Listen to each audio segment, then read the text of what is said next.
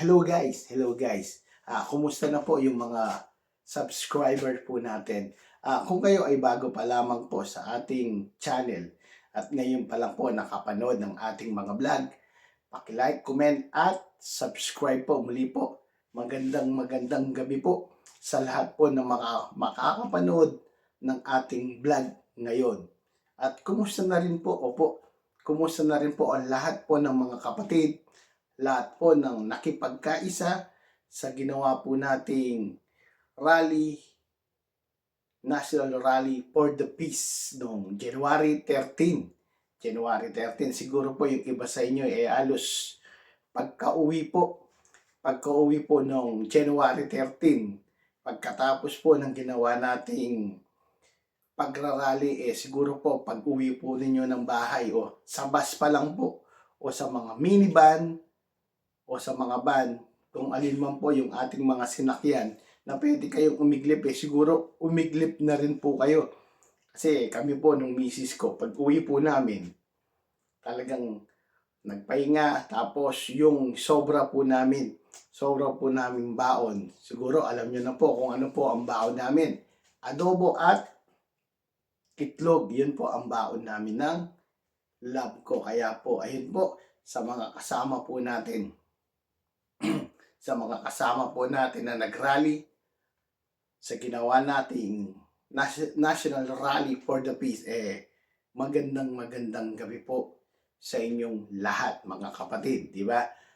Pag-uusapan po natin yung ginawa nating pagrarally. Sabi ko nga po bago po sumapit yung rally, bago po sumapit yung petsa na January 13, 2025, bago po yun.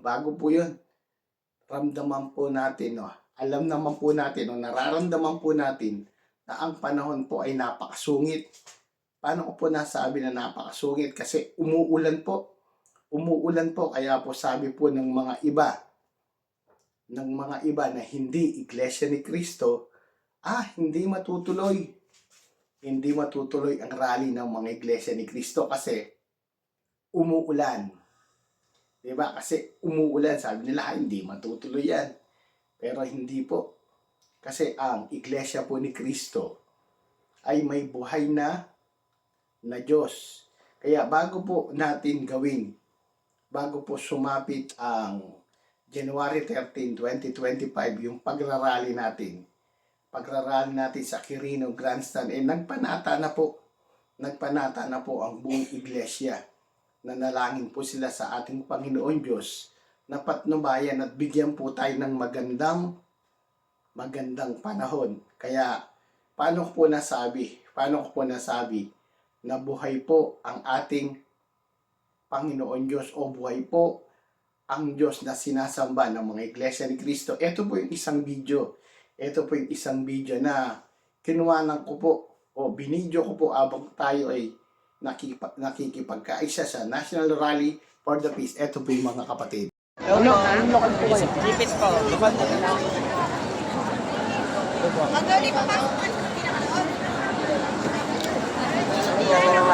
Ang dadaya camera na.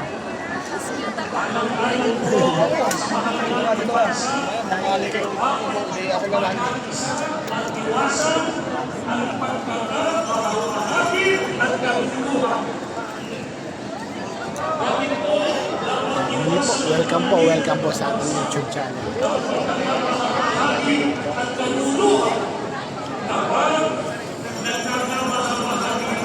Dito po, gawa ng mga kalas na tayo sa plano.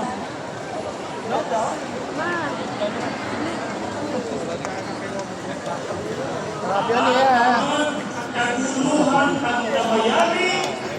Hindi mo maaabot ang paglunas sa mga problema ng bansa. Tulad ng pagtaas ng presyo ng bilihin, seguridad ng mga mamamayan sa walang tumitindig na pagkakulanan sa hanap buhay. Kriminalidad napakarami po mga kapatid na nakipagkaisa po.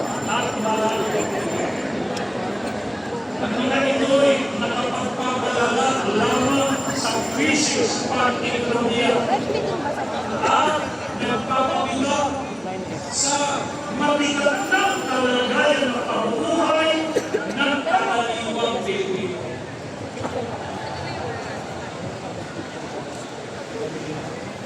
Ito po ay hinihiling natin sa mga namumuno sa pamahalaan na pagkakasahan nilang pagtutunan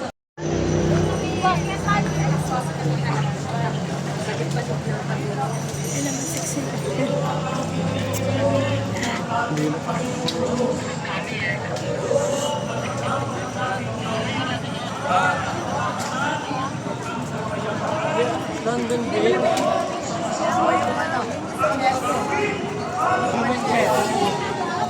Sa ano, Monkey Bar.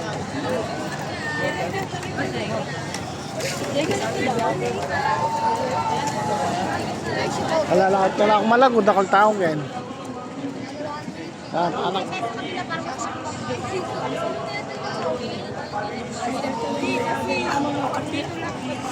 Rata ka rin ha, rata. Rata.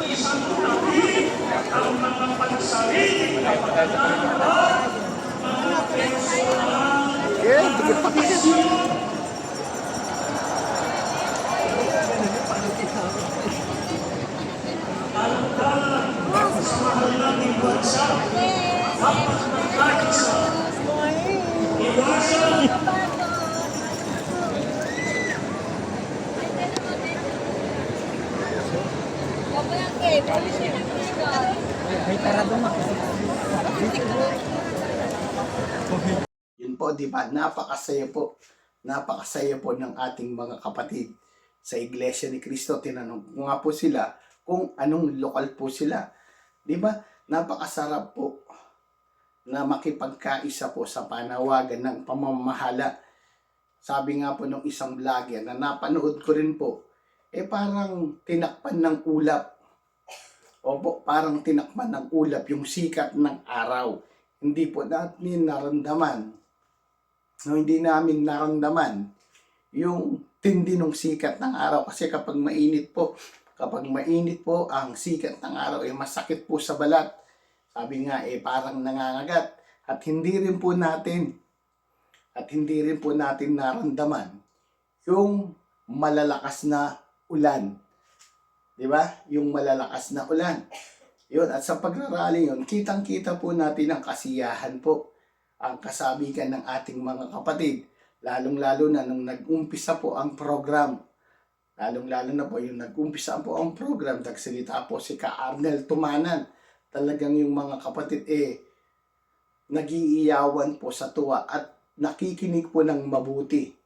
Nakikinig po ng mabuti. Sabi nga po ni Ka Arnel Tumanan, hindi tayo, diba, ayun, sabi nga ni Ka Arnel Tumanan, hindi tayo bobo. At sinabi pa nga niya, may isang politiko o politiko na hindi pa man sumisikat, nalalaos na po siya. Ito po yung bidyong yun. Ito po, siguro ito napakinggan din po ninyo. Ito po yun. Bago pa sumikat, alis na.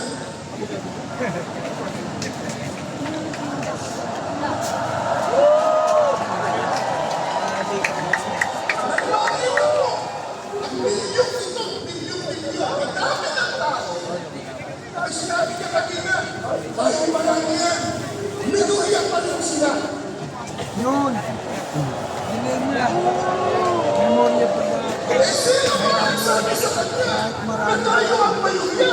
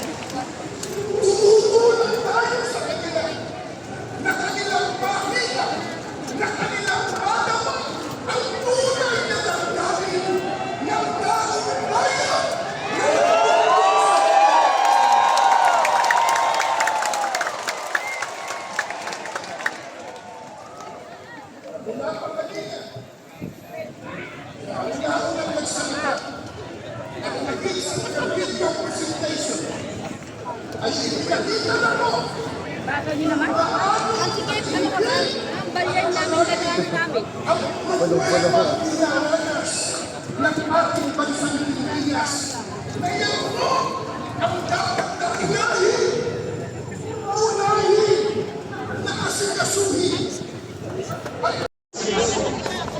Sa lahit na palaya, ang kapakanan ng Pilipinas nawa ang pagtubunan nila ng pansin at panahon.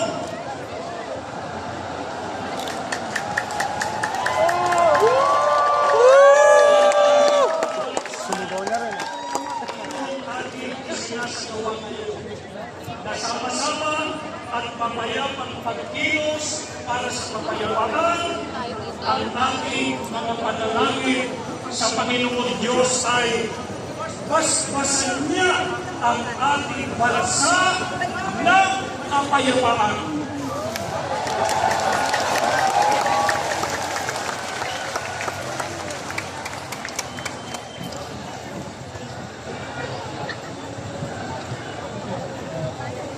Nawa niya ang kaisipan ng mga namiminuno sa ating bansa upang balikan nila ang kanilang sinumpaan tungkulin na siyang dahilan kaya sila inihalang ng taong bayan. Harap ka, be. Maraming salamat po sa inyo. Sigawan dito sa dito sa unang isang.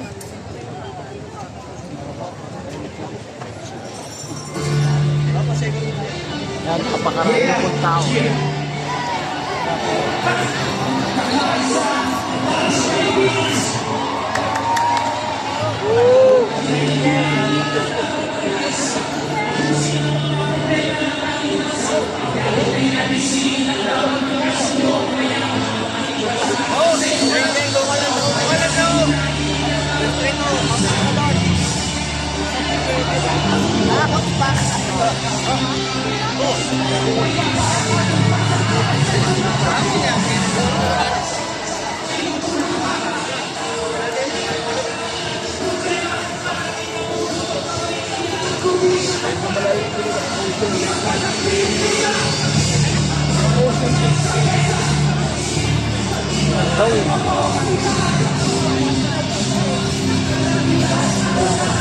Ayaw yun.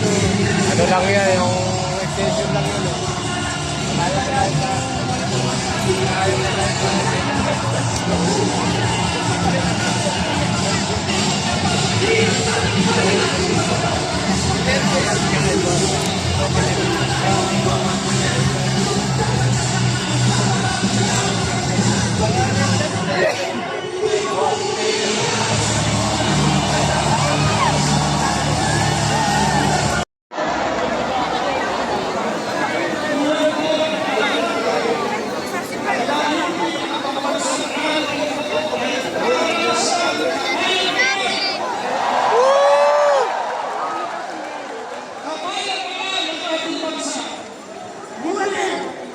Ngunit, ang tunay na kapayapaan ay magkakaroon lamang kung ang batas ay respeto at pailalim.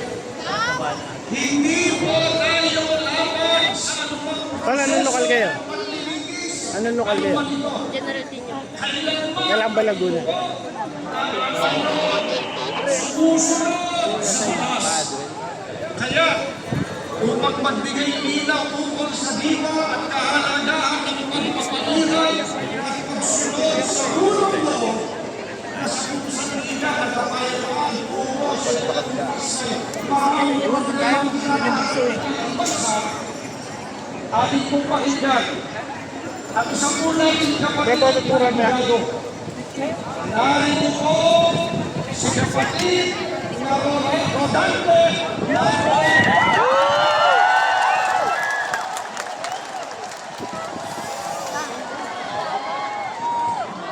Pagkita naman. Pagkita naman. Wala.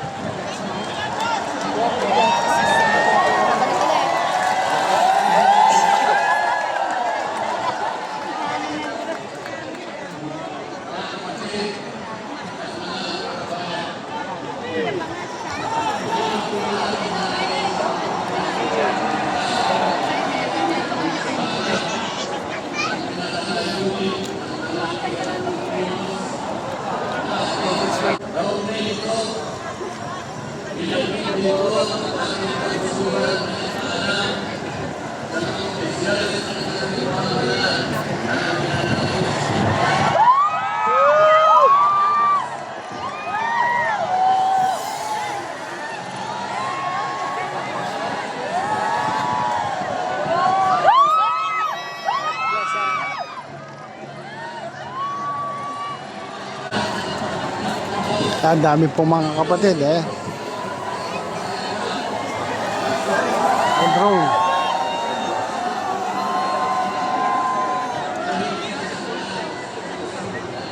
Ayun po, kung napanood po ninyo yung sinasabi ni Ka Arnel Tumanan na hindi tayo bobo. Yun.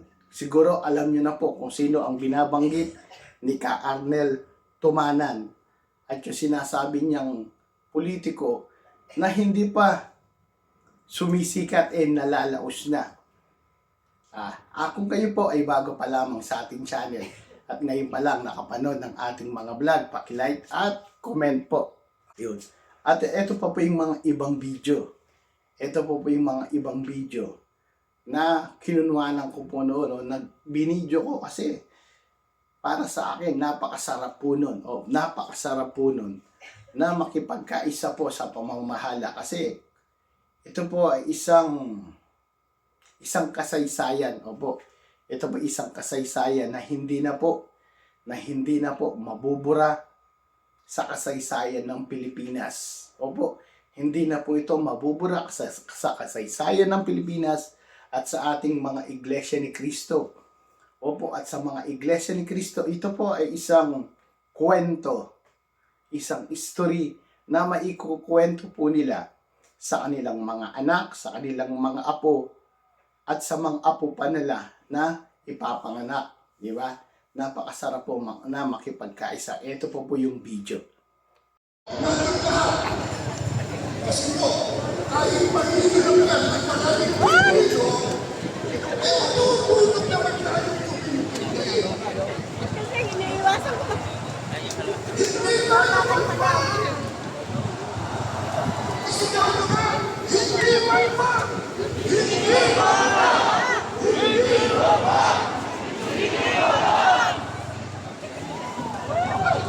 Hindi tayo bobo.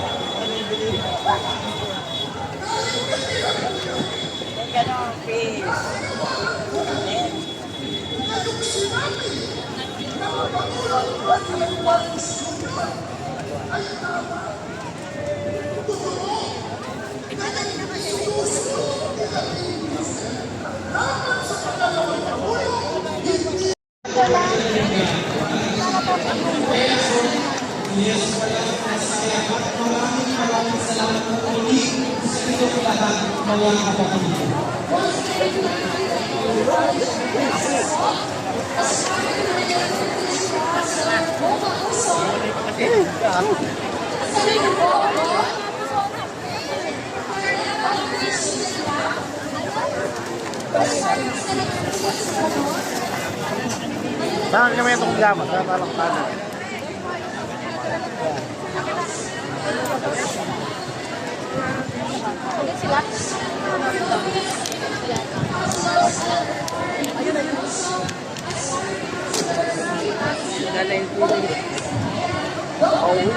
Tatay!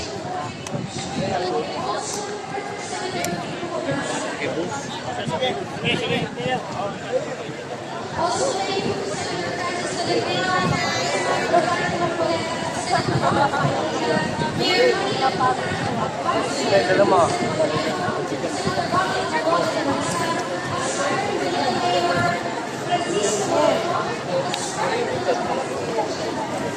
Wala rin kayo harap.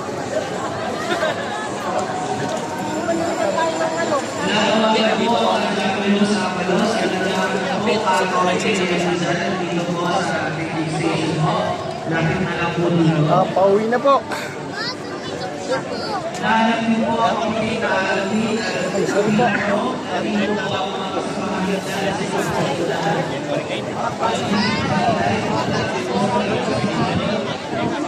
Si Badet at saka si Boy.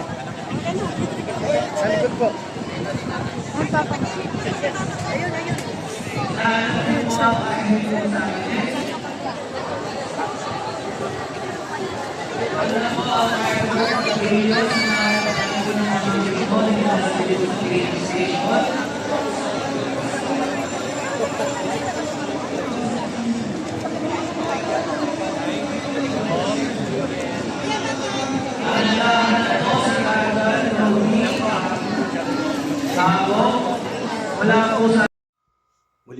Muli po, welcome po sa ating YouTube channel. Hello guys. 'Di ba? Yung nagawa po natin ang ginawa ng Iglesia ni Cristo na National Rally for the Peace January 13, 2025 ay isang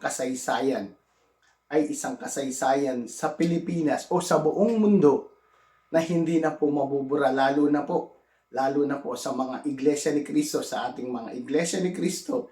Ito po ay isang kwento. Ito po ay isang kwento na may kukwento natin sa ating mga anak, sa mga apo, sa mga anak ng ating mga apo. Ito po isang kwento na hindi na po mabubura. Ito po isang kasaysayan na nakipagkaisa po tayo sa pamamahala po sa Iglesia ni Cristo. At ito po din po ay isang kwento na masasabi natin pinatnubayan po, iningatan po ng Panginoong Diyos ang Iglesia ni Cristo, kasi dati po bago po sumapit yung January 13, 2025, alam naman po natin na umuulan. Kung hindi po umuulan, malakas po ang hangin. At kung hindi po umuulan, napakainit naman po.